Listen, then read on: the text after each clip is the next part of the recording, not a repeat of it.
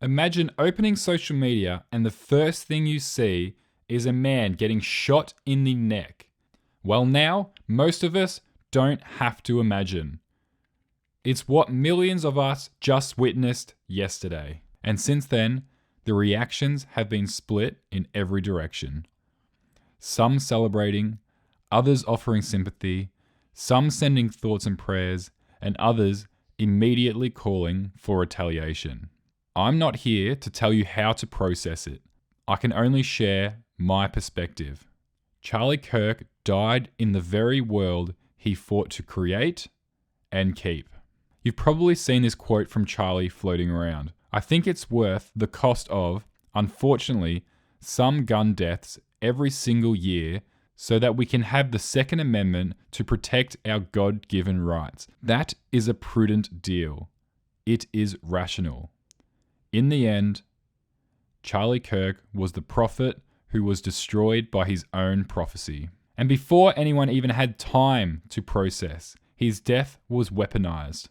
I've never seen so many people condemn political violence and in the following sentence demand it against their enemies.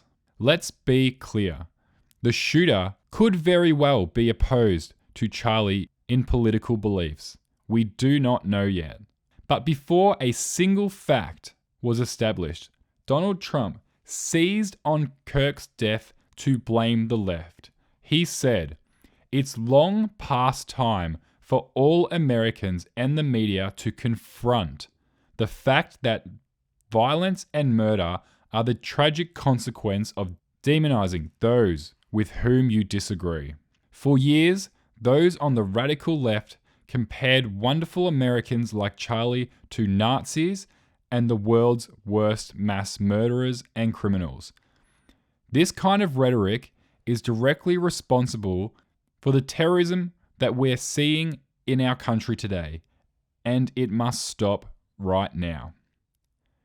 It's very, very clear what he means by this statement. It's only wrong if you disagree with his political views. The hypocrisy is staggering.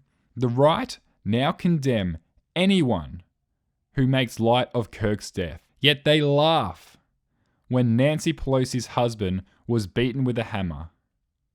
In Trump's own statement, he blames the left for political violence, but is silent on blaming the right when Democratic politician Melissa Hortman and her husband were murdered in their home. Charlie Kirk's death isn't about grief to them. It's an opportunity, a new rallying cry to drive their hateful agenda forward.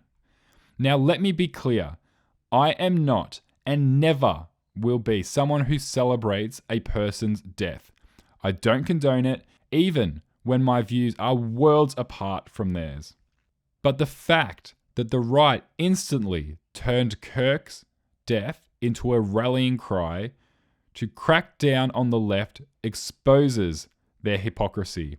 When the President of the United States vows to hunt down everyone who contributed to this shooting, yet says nothing of the same when Democratic politicians are murdered, the silence is deafening. When he refuses to call on all Americans to tone down the rhetoric, to step back from the hate, it shows his hand. This isn't about peace. This isn't about ending violence. This is about power. Charlie Kirk has been elevated as a martyr, not for justice, but for political gain.